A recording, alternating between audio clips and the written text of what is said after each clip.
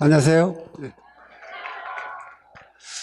아마 여러분들이 수업을 통해서 같이 이제 화면상으로 다 뵀을 것 같은데 이렇게 또 오프라인에서 만나게 되니까 정말 반갑습니다. 오늘 의미 있는 날인 것 같습니다. 주어진 시간이 이렇게 많지 않기 때문에 또 아까 뭐 짧게 해달라는 압력도 받고 그래가지고 간단하게 좀 빨리 진행을 한번 해보겠습니다. 오늘 제가 강의한 내용은 사상사적 맥락으로 본 삼국시대고요. 이제 이때 삼국시대는 우리 고구려 백제 신라가 아니고 그 중국 중원의 위초고 삼국을 말합니다.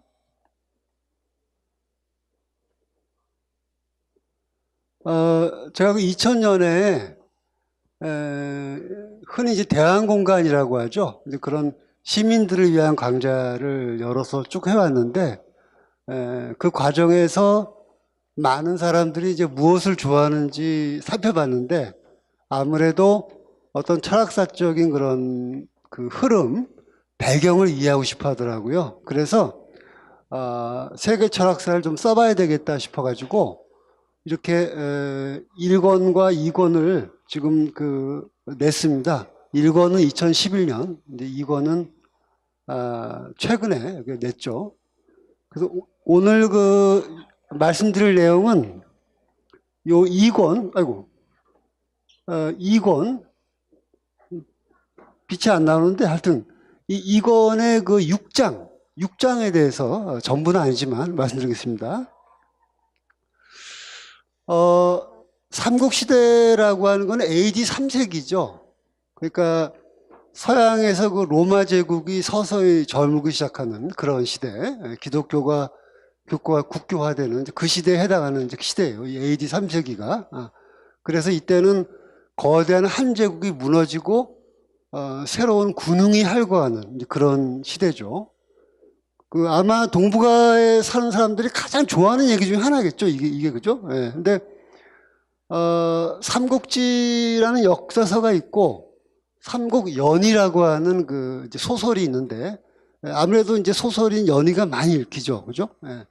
근데 삼국지를 보는 눈이 나이에 따라 달라져요. 나이에 따라서. 그래서 어릴 적에는 무용담, 관우가 뭐 청령 언월도로 뭐 누굴 쳤다든가 장비가 호통을 쳐가지고 적군을 물쳤다든가 이런 이야기들. 그 다음에 관우가 유비를 찾아가는 의리, 이런 게 말하자면 이제 중심이었고, 나이가 조금 더 들면은 어떤 전략, 지혜, 제갈량의 그런 신철기문한 지혜에 초점을 맞추게 되죠. 근데 이제 조금 더 어느 정도 나이가 들면은 당대의 정치 상황, 권력 관계를 주목을 하게 되고, 그리고 이제 요건 좀 약간 거의 뭐 역사학자 정도 되는 수준이라고 해야 되겠지만, 그 중원의 지리학적 구조, 지정 구조라든가 어떤 경제 상황 같은 거, 이런 걸 많이 보게 되죠. 그리고 마지막으로 오늘 제가 이야기할 거는 사상이에요, 사상. 사람들의 생각. 어떤 생각으로 살았는지, 이제 그거에 대해서 말씀드릴게요. 전체 줄거리는 유교 제국이 건설되고 붕괴되는 과정을 좀 살펴보고요. 그 다음에 그 붕괴된 이후에 새로운 인물들과 사상들이 특히 순욱과 제갈량과 노숙이 어떤 생각으로 그 시대를 맞이했는가, 그걸 말씀드리겠습니다. 우리가 바둑판 같은 데서, 바둑에서 왜 여러 비등한 기사들이 나와가지고, 이창호, 뭐, 이세도 나와서 막 서로 각축을 벌이면 뭐라고 합니까? 춘추정후 시대가 도래했다, 이렇게 표현해요, 그죠? 네. 춘추정후 시대라는 건 뭐냐면, 이 거대한 중원에서 수많은 나라가 나와서 각축을 벌이는 거예요. 서로 싸워요. 네. 그래서 500년 동안 싸워요. 계속 싸워가지고, 마지막에 최종적으로 천하통을 이룬 것이 누굽니까? 그 유명한 진시황이죠. 네. 그런데 진시황이 세운 진나라는 16년 만에 망해요. 금방 망해버리죠. 근데 이 한제국은 400년을 가죠. 그럼 궁금하잖아요. 왜 어떤 나라는 10년 만에 망해버리고 왜 어떤 나라는 400년이나 갈까? 로마 같은 경우는 1000년을 가잖아요. 그죠? 예. 그 이유가 무엇일까? 그걸 떠받친 사상은 무엇일까? 라고 하는 게 이제 흥미로운 문제고, 이렇게 천하가 통일되니까 이 천하 질서를 뭘로 뒷받침할 것이냐. 그죠? 사상적으로. 지금 이제 우리의 최대 화두가 통일이잖아요. 통일. 그죠? 예. 만약에 뭐 아직은 갈 길이 멀지만 통일이 되면은, 그러면 과연 통일 한국을 어떤 사상을 가지고 어떤 철을 가지고 다스려야 되냐. 이게 문제될 거 아니겠어요? 그죠? 여기도 마찬가지 상황이라고 봐야 되겠죠. 네. 그래서 나온 대안이 뭐냐 하면, 첫째가 법가죠, 법가. 네. 법으로 다스려야 한다. 법으로. 둘째가 도가죠. 도로 다스려라, 도로. 세 번째는 유가죠, 그죠? 네. 공자의 말씀에 따라야 한다는 이런 식으로 이제 이야기가 진행이 되죠. 이 한고조 유방, 그러니까 한나라를 세운 사람이죠. 한고조 유방은 귀족 출신이 아니에요. 농민이에요, 농민. 아주 저급한 농민. 그러니까 이 한고조와 함께 이 사회를 세운 사람들도 그 지배계급이 귀족이 아니고, 아래쪽에 전부 다 어떤 농민이나 노동자들이, 지금으로 말하면. 그러니까 맨 처음에 나라를 세웠을 적에 통치가 잘 쉽지가 않아요. 처음에는.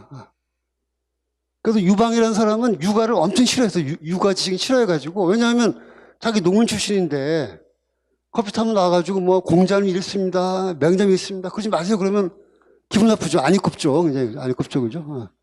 그래서 이 유방이 어떤 데 화가 나가지고 그 육아 지식인 쓰는 모자가 있어, 모자. 그 모자 벗겨서 거기다 오줌을 찍 싸죠. 오줌 거기다가 이렇게. 그런 정도로 육아 지식을 싫어했어요. 그런데 어느 날 육가라는 사람이 유방한테 이런 말을 하죠. 말 위에서 천하를 얻었지만 말 위에서 천하를 다 쓸 수 있겠습니까? 창과 활과 총은 없었죠. 예. 활과 창과 칼로 천하를 얻었지만은 그걸로 천하를 다 쓸 수는 없잖아요. 그죠? 예.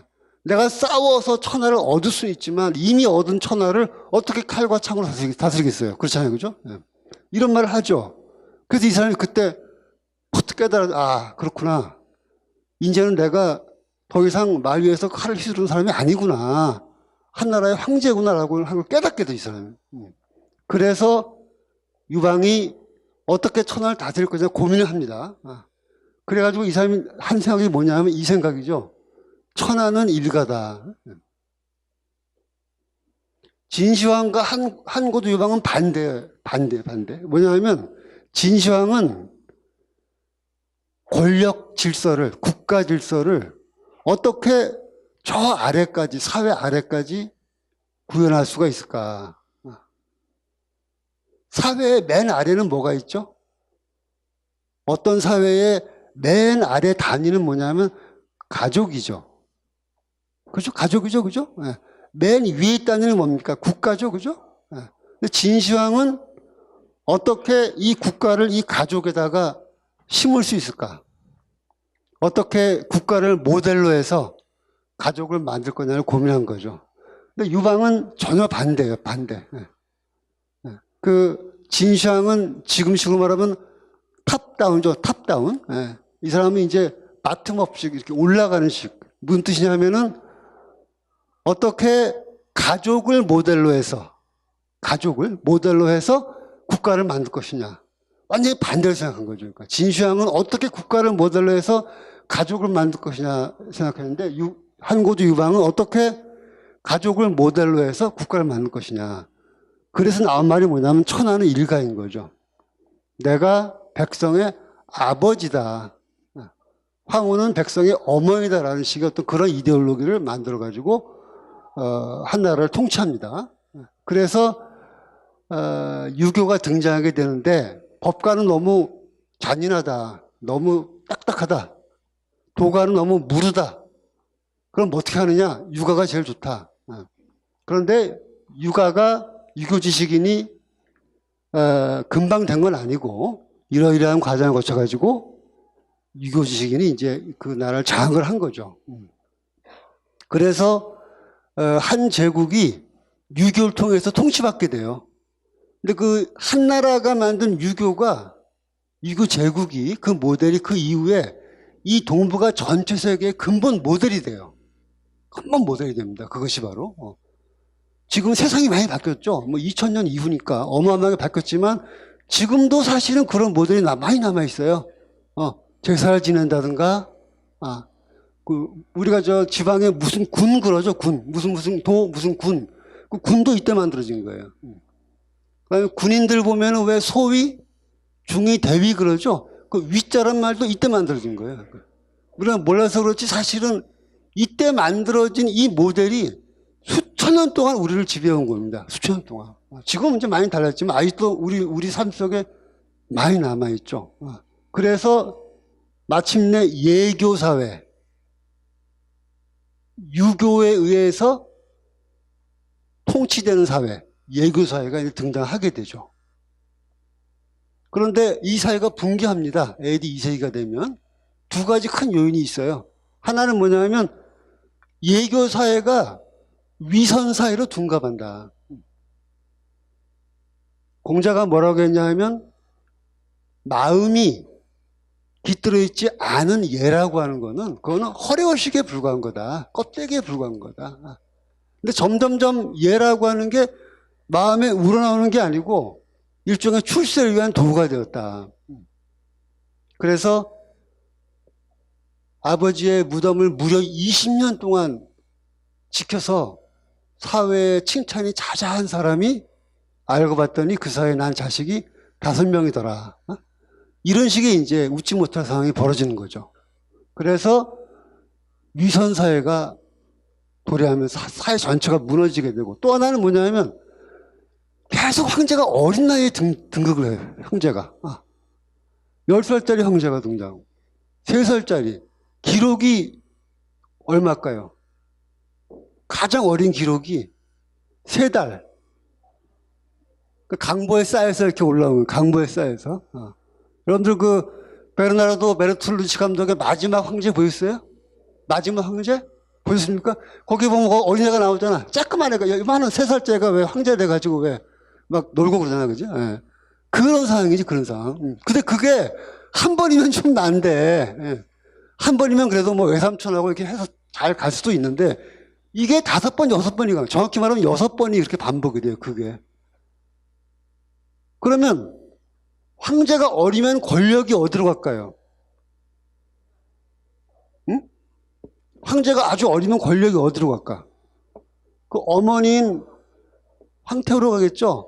또, 그 다음에 외척들. 왜냐하면 이럴 때 어려도 황후가 있으니까, 어려도 이미 정해놓으니까, 그 외척의 아버지, 그 장인이거나 아니면 그 매형이 권력을 잡게 되죠. 그러면서 계속 싸우게 돼요. 서로 죽이고, 뭐, 싸우고, 지지고 먹고 막 하게 되죠, 이런 식으로. 그러면서 이제 한이 완전히 무너지게 되죠. 그런 과정에서 이전에는 존재하지 않았던 새로운 어떤 존재들이 출현했다. 첫째가 뭐냐면 이제 사족. 사족은 뭐냐면 유교를 공부해서 권력을 잡은 사람들이에요. 그러니까 문벌이지 문벌. 사족들. 그 다음에 외척. 그 다음에 황제가 나이가 들었어. 조금 이제 나이가 들었어. 더 이상 외척에 휘둘리기 싫어요. 그죠? 그렇게 당연하죠. 그죠? 내가 아니다. 내가 황제인데, 더 이상 나 못 견디겠다 해가지고 이제 반기를 들죠. 그런데 황제가 무슨 기반이 있겠어요? 그 어린애가 뭐 군사적인 권력이 있겠어요. 정치를 하기 위해서 뭘 알겠어. 그죠? 그럴 적에 그 황제를 옆에서 도와줄 사람들은 유일한 사람이 있죠. 그게 뭡니까? 바로 지난 정권을 통해서 유명해진 환관이죠. 환관. 십상시. 그래서 여러분들이 아마 삼국시대 좋아하는 사람들은 그 삼국시 맨 앞에 보면은 원소, 하태우와 하진, 십상시 같은 말이 나와요. 기억하실 거예요. 그죠? 원소가 바로 사족의 대표지. 원소가 바로. 그 다음에 하태우와 하진이 뭡니까? 바로 외척이죠. 그죠? 외척. 십상시, 그 유명한 십상시는 뭐예요? 환관이죠. 그죠? 이 사람들 사이에 피 튀기는 전쟁이 벌어지게 되는 거죠. 그렇죠. 그죠? 그 다음에 또 이 사람들 외에 일민, 명사, 청류 이런 사람이 나타나요. 이 사람들은 어떤 사람들이냐 하면은 능력은 있는데 출세하지 않는 사람들. 분명 능력은 있는데 그 한나라 구조 바깥에 있는 사람들이죠. 우리로 말하면 뭡니까? 제야지, 제야. 제야의 능력자들. 이 중에서 요 명사라는 말은 지금도 쓰이고 있죠. 그죠? 지금도 쓰이죠. 사회 명사들 할 때.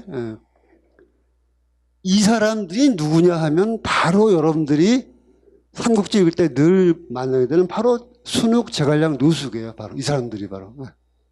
근데 이 사람들에 의해서 시대가 좌우되죠. 그리고 다시 누가 있냐 하면 군벌들이 있죠. 군벌.